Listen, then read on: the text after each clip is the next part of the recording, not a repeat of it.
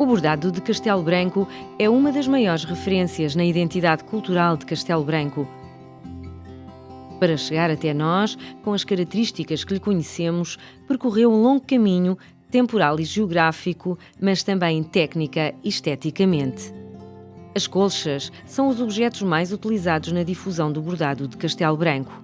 Hoje, subejamente divulgadas, são conhecidas como colchas de Castelo Branco. Há, no entanto, outros artigos como painéis, almofadas, naperons e pequenas peças de diversas aplicações e vestuário. Tratam-se de peças de linho bordadas a seda natural, onde predomina de um modo muito marcante a utilização do chamado ponto de Castelo Branco. O ponto utilizado, os motivos e composições em que é usado, bem como a utilização em exclusivo de seda natural, imprimem ao bordado de Castelo Branco uma especificidade e uma riqueza que o tornam único no conjunto dos bordados portugueses. As mais antigas colchas a bordado de Castelo Branco aparecem datadas do século XVIII. É, no entanto, possível que já no século XVII fossem produzidas e comercializadas. O trabalho desenvolvido nas peças de bordado de Castelo Branco deve obedecer a padrões e técnicas tradicionais, respeitando assim as normas e as especificações técnicas deste género de bordado. Os materiais empregos no bordado de Castelo Branco são linho a 100% ou telas alinhadas e a seda natural de diversas cores. Atualmente, não se exige que o linho utilizado seja tecido manualmente, nem que a tela seja 100% linho, uma vez que desde o século XIX deixou de o ser. Os bordados de Castelo Branco apresentam, como características distintivas de outros bordados, a existência de um desenho ou debuxo que fica visível sobre o pano. De resto, é com base no desenho que assentam as primeiras fases do modo de produção de uma peça de bordado de Castelo Branco. Ao todo, estes bordados atravessam 5 fases. A primeira passa pela composição de um desenho ou escolha de um já existente e consequente cópia para papel vegetal ou de arquiteto. De seguida, o desenho deve ser decalcado para o tecido escolhido, seda ou linho. O terceiro passo consiste em prender a peça, anteriormente cortada com a dimensão pretendida, no bastidor. Depois deve iniciar-se o bordado, o que deve ser sempre feito da esquerda para a direita, de acordo com as bordadoras profissionais. Na quinta e última fase, já com a obra terminada, a peça é retirada do bastidor e são cozidas as bainhas.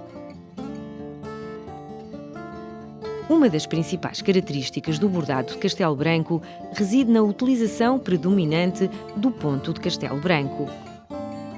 Esta designação generaliza-se com o relançamento da produção de colchas a partir da década de 40 do século passado.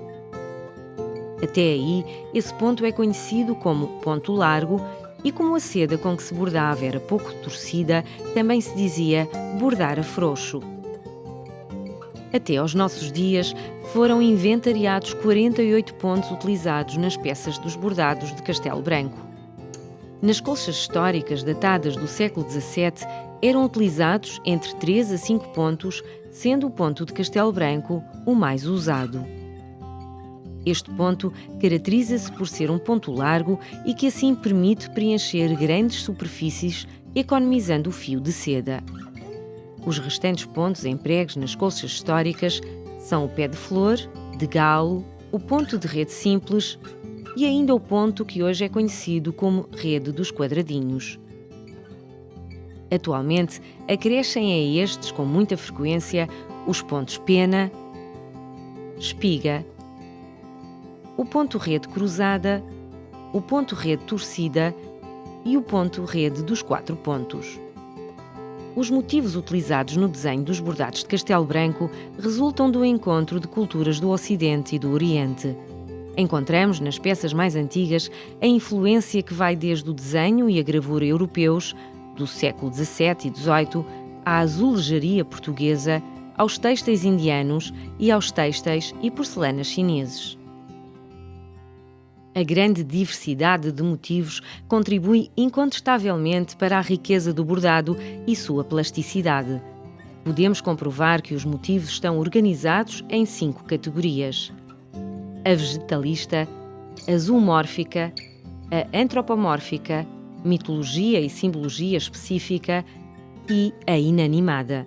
Esta última reparte-se pelos vasos, chamados albarradas, palmetas, conchas, fitas e laços. Os motivos vegetalistas remetem-nos para os frutos, as plantas, as folhas e flores. Na categoria antropomórfica, encontramos a representação de seres humanos. Na maioria dos casos, temos o elemento masculino e feminino juntos. O motivo zoomórfico mais representado é a ave, embora possam surgir outros animais. Quanto aos motivos mitológicos e de simbologia específica, encontramos no desenho atual do bordado de Castelo Branco apenas a águia bicéfala. As peças de bordado de Castelo Branco são de uma grande diversidade e variam na sua utilidade, mas todas requerem uma grande entrega e dedicação por parte das bordadoras. Na maioria das vezes, trata-se de um trabalho de equipa que pode chegar às 6 bordadoras. Uma colcha, das peças mais morosas e trabalhosas, pode levar de 6 meses a 1 ano a concluir. A sua riqueza fica bem patente no valor monetário que atinge vários milhares de euros. A colcha de Castelo Branco é hoje objeto obrigatório em todos os momentos solenes da cidade, que se estende a exposições pelo mundo fora. A beleza do bordado de Castelo Branco surge noutras aplicações. Assim, é possível encontrar os motivos dos desenhos deste bordado em diferentes ruas da cidade, como podemos conferir na praça junto ao Museu Cargaleiro. Aqui, como noutras ruas da zona histórica de Castelo Branco, a partir dos materiais e da técnica da calçada portuguesa, estão representados vários motivos do desenho do bordado de Castelo Branco. Motivos que estão também representados em muitos edifícios cujas fachadas estão ornamentadas com desenhos do bordado de Castelo Branco. O bordado de Castelo Branco, de beleza reconhecida e exemplo de originalidade no âmbito da manufatura nacional, tem atraído a curiosidade e o interesse de artistas de distintas áreas.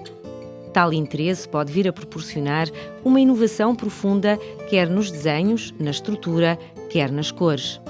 A inovação pode também passar pela utilização do bordado de Castelo Branco ou do desenho noutros suportes que não os originais. Há experiências já concretizadas e com resultados bem aceitos. É, no entanto, importante que tal inovação passe pelos profissionais das artes e do design e que se salvaguarde a genuidade do bordado. A sobrevivência, a internacionalização e a abertura de novos mercados do bordado de Castelo Branco passa certamente pela sua preservação e, simultaneamente, inovação.